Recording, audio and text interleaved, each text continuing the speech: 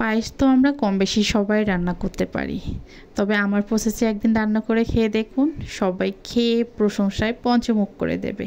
এতটাই মজার হয় এই পায়েসটি। তো অনেক সিম্পল উপকরণে রান্না করেছি, নর্মালি আমরা সবাই প্রতিদিন যেভাবে পায়েস রান্না করি সেভাবেই। হ্যালো এভরিওয়ান, আসসালামু আলাইকুম। সবাই কেমন আছেন? আলহামদুলিল্লাহ আমরাও ভালো আছি। তো এখানে আমি চিনি গুঁড়া চাল নিয়েছি। চালটা আমি ধুইনি, না ধুয়ে একটা সুতি কাপড় দিয়ে ভালোভাবে চালগুলো মতলে মতলে মুছিয়ে নিয়েছি, যেন উপরে সাদা যে ময়লাগুলো আছে এগুলো যেন চলে যায়। তো তারপরে চালটা আমি ব্লেন্ড করে নিলাম। আর এদিকে আমি প্যানে দিয়েছি 1 লিটার গরুর দুধ, একদমই খাঁটি দুধ। তো কিছুক্ষণ একটা জাল করে বলকিয়ে নিলাম। নেওয়ার পরে এখানে 2টা এলাচ, একটা দারচিনি, 2টা তেজপাতা দিয়ে দিলাম। দেওয়ার কিছুক্ষণ পরে আমি এই যে চালের গুঁড়োটা দিয়ে দিলাম। এটা কিন্তু পরিপূর্ণভাবে গুঁড়ো হয়ে যায়নি, চিনির মতো একদম দানা দানা হালকা হালকা রয়ে গেছে, বেশি গুঁড়ো করিনি। কারণ বেশি গুঁড়ো করলে এটা কিন্তু আবার হয়ে যাবে, হালুয়ার মতো হয়ে যাবে। সেক্ষেত্রে অতটা বেশি গুঁড়া করতে যাবেন না, একটু হালকা করে করে রাখবেন। তো যাই হোক, আমি এখন চুলার জালটা কিন্তু একদমই কমিয়ে দিয়েছি, খুব বেশি বাড়িয়ে দেইনি, কমিয়ে দিয়ে এটার মাঝে আমি কিছুটা কিশমিশ এবং বাদাম দিয়ে দিলাম। তো যে কোনো মিষ্টি খাবার, লাচ্চা সেমাই হোক বা পায়েস হোক, এখানে কিন্তু এগুলোর মাঝে কিশমিশ বাদাম দিলে কিন্তু খেতে মাশাআল্লাহ দারুণ লাগে। আমি সবসময় এটা দিয়ে থাকি। তো তার কিছুক্ষণ পরে আমি এখানে 1 চিমটি পরিমাণ লবণ দিয়ে দিলাম। যে কোনো মিষ্টি খাবারে লবণটা দিলে কিন্তু স্বাদটা একটু বেড়ে যায়।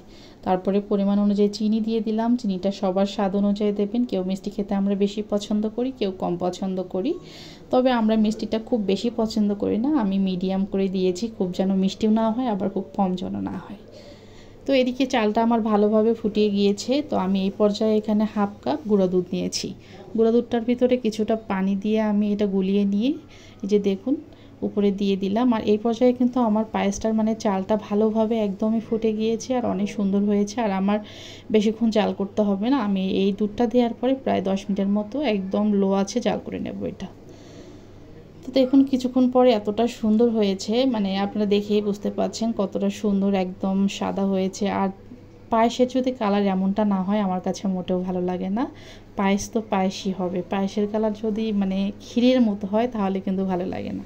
তো দেখুন উপর দিয়ে একটা সর পড়ে গেছে আর একদমই তো কালারটা অসাধারণ হয়েছে। পায়েসটা কিন্তু আমার একদমই রেডি হয়েছে। এ পর্যায়ে আমি একটু আরও নাড়াচাড়া করব। নাড়াচাড়া করে নিয়ে এটার মাঝে একটু ঘি দিয়ে দেবো, খাঁটি গাওয়া ঘি দিয়ে দেব।